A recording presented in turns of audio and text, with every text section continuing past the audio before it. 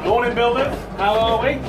This is Sedgemoor campus, I believe. It's very early in the morning and we're going to introduce the art of bread making so you can take it home to your loved ones and show off. You probably don't have a mixer this big at home, but ours is a 40 kilo mixer. They'll do 40 kilo things exactly like making cement. It's amazing. Right, so we put in this bowl here, I've got 2 kilos of strong bread flour. I've got a litre of warm water. I've got 200 grams of fresh yeast, 200 grams of vegetable oil. Let's try not to use palm oil and kill the planet. But I've also got salt and a little sugar. And I'm going to take it out now. It's been mixing for about 10 minutes. I'm going to take it out and then we'll let it through for about half an hour. Try and do that in a windless zone if you can. I have to put a barrier around one of your special builder barriers. So in here I've got a lovely elastic, pliable dough, which will probably take about 30 minutes to prove before we shape it.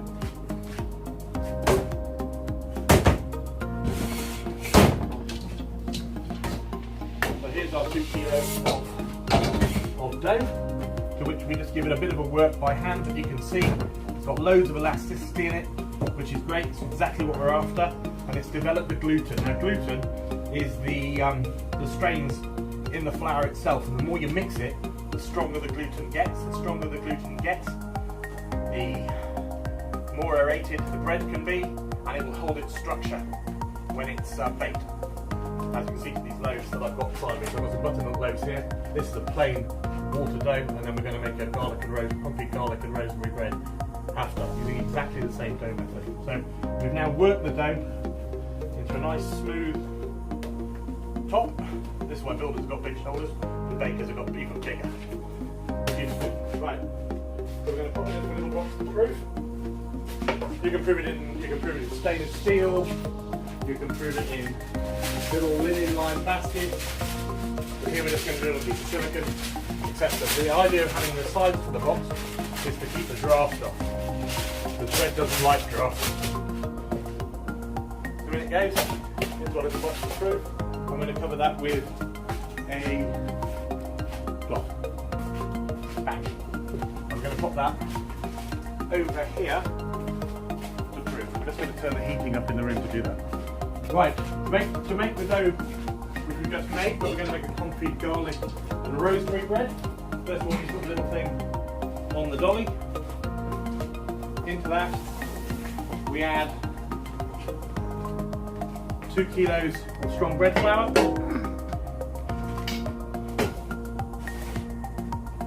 200 salt, 100 sugar,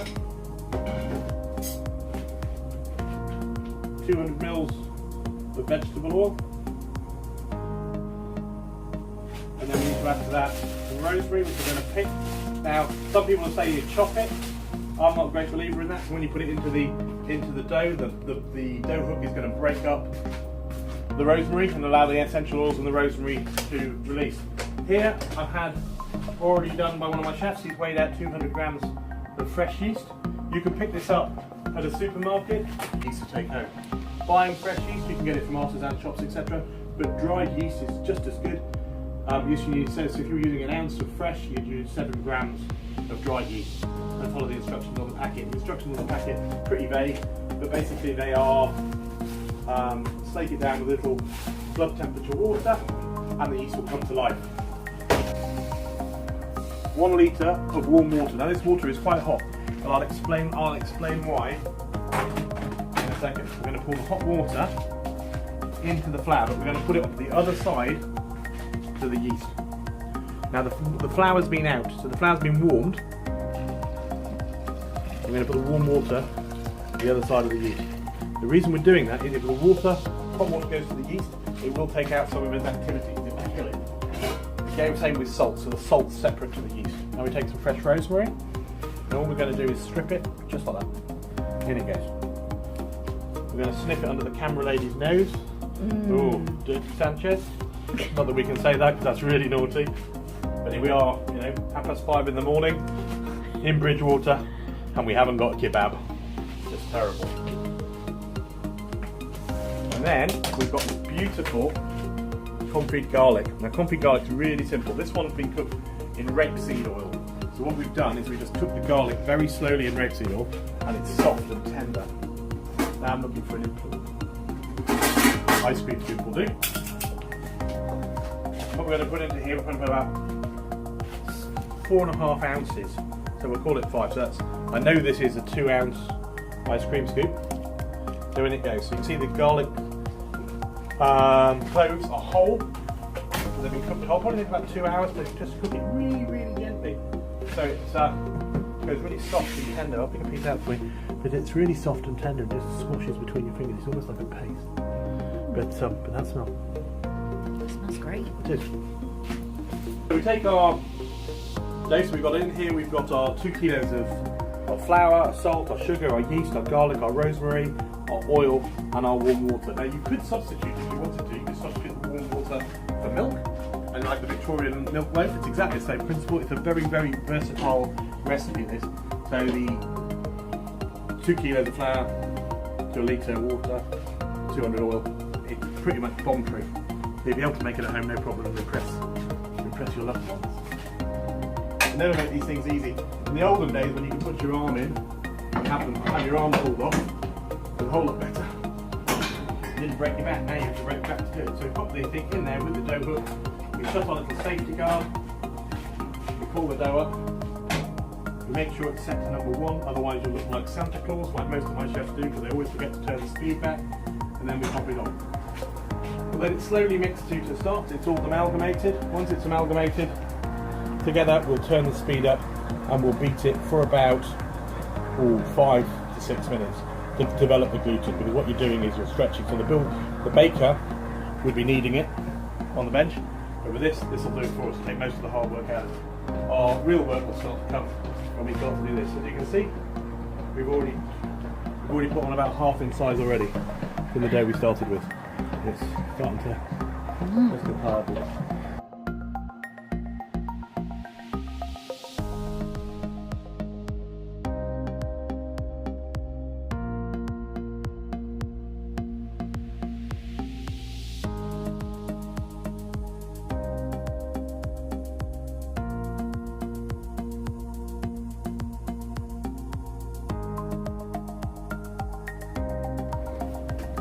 You can see the garlic and the rosemary going through it.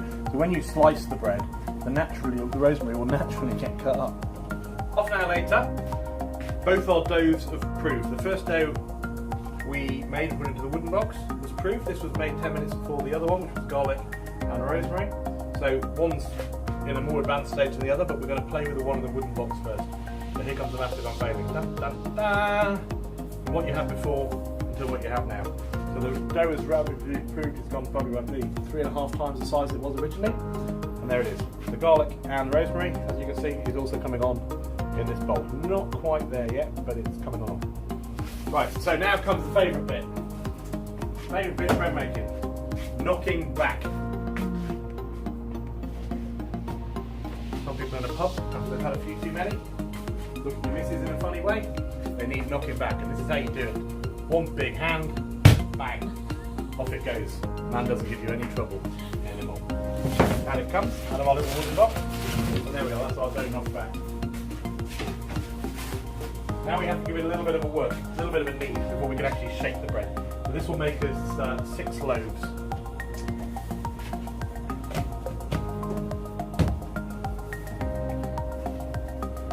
Now sometimes you'll find that it's just maybe a wee bit dry, so what we can do, it's not the dough that's dry, but it's the counters. So what starts to dry, so a little bit of water on your hands, and off you go. And the dough becomes a little bit more pliable. Makes that lovely noise. So then what we're going to do, we're going to weigh our dough, see how heavy we are. Now the dough won't have obviously got any heavier during its production. So we do that, we tire our scales. Off we go, see how heavy our dough is, then we can work out how we divide it into 6. Hang on our dough, so our scales are 3.5 kilos. Now if you're going to go scientific, you would use your eye.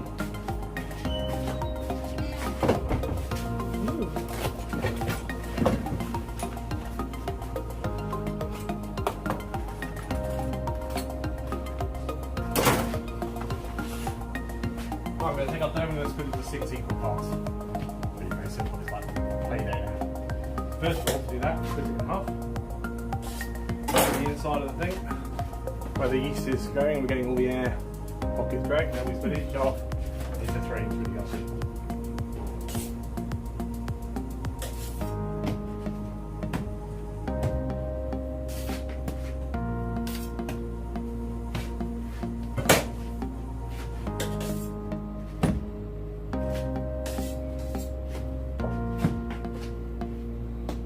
We've now got 6 equal parts of dough. I've done it by either, that's fine.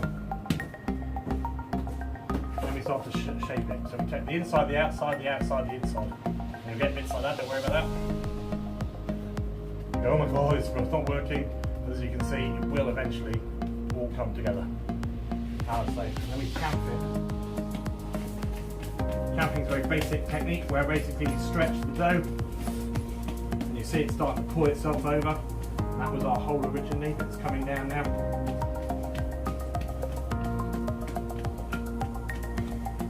And your dough becomes smoother and smoother and smoother.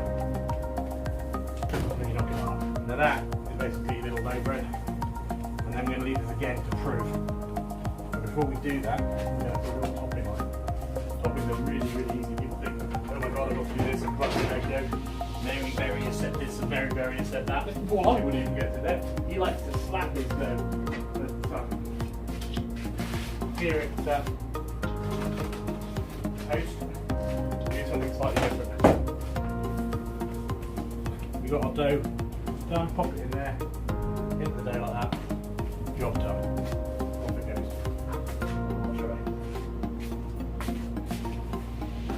Save the next one, off we go. Same principle. Back to that, down, champ fit.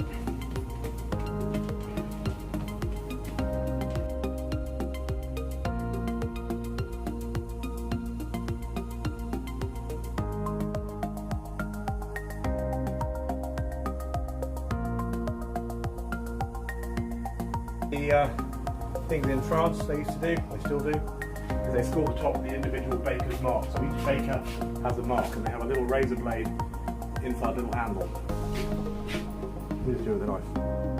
Allows the bread to expand before it bakes. The Irish on the soda bread, they put a cross on it, keep the evil spirits away. Here, just do that, allows the bread to open like a flower. And that's that one ready to prove. So it's going to prove on us. We're going to pop this into the main kitchen now. Then we'll do the garlic. When we've done the garlic, this one will be ready to go into the oven. Rosemary. Right, remember the man in the pub lesson? Some people need knocking back. There we go.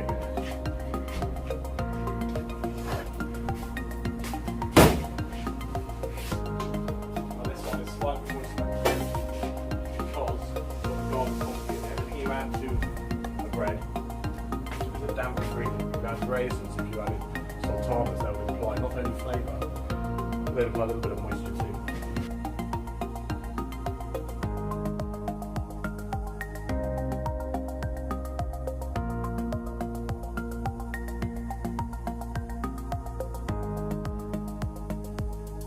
Take some garlic oil that I discussed earlier.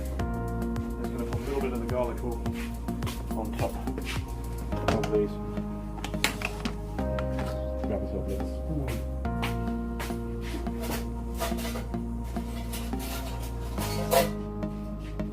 We're not talking massive amounts either, we're literally just talking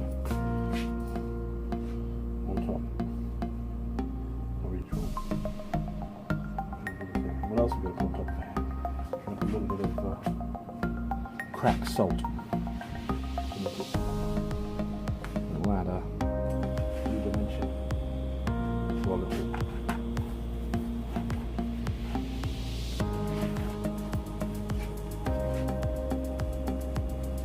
Nicely done. How easy is that?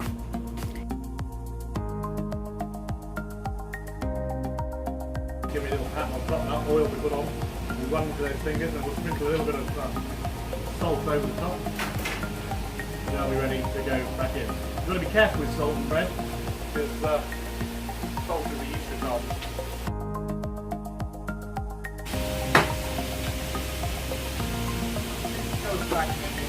Yeah, it's fine. So these will be about 10 minutes before they're ready to go in the oven.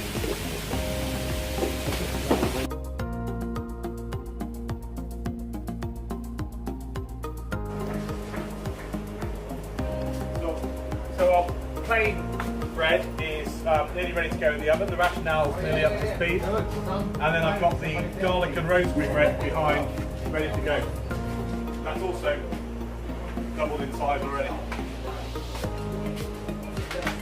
The oven will tell us when it's ready. Nearly there, little orange band going up. So the oven's now telling us it's ready. It's come up to 220 degrees. We're going to pop the bread in there, and the oven will take care of the rest. It'll inject steam into the oven. And oh look, the other one's going now. It's like my ex-wife. Amazing.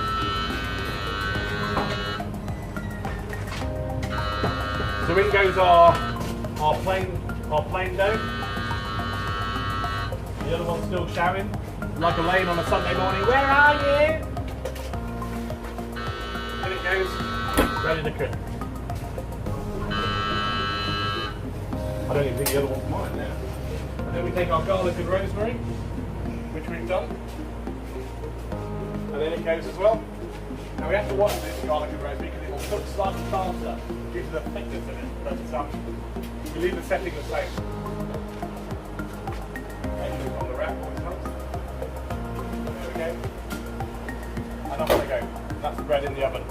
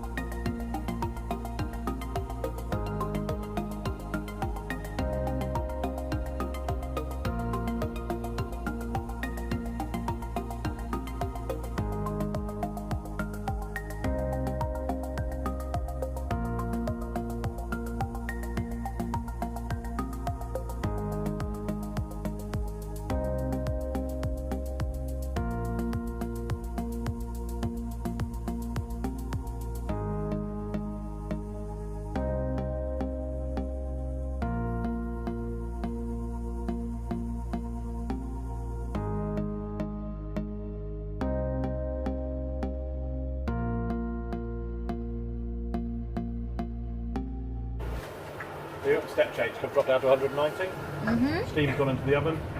We've now got 13 minutes left to cooking. We've now dropped the oven from 220 down to that. It's injected steam into the oven.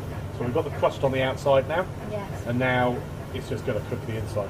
And then you also get the hollow door notch on its own. This one I'm a little not concerned about, but it hasn't taken its step change down. It will do in a minute, but we put that one in second, so it'll only be a couple of seconds away. As I said earlier, that one will probably cook faster. And here we go, here are the loaves that we've baked. 3 different loaves of bread from the same base recipe. We've got a buttermilk at the back where we just substituted the water for buttermilk, or the rosemary and garlic for bread, and then we've got the plain water bread. Right, so what we're going to do, we're going to do a little special with the garlic and rosemary. So we've got it here, it smells beautiful. We've got a little bit of aged balsamic here, and all we're going to do, we're just going to drizzle it.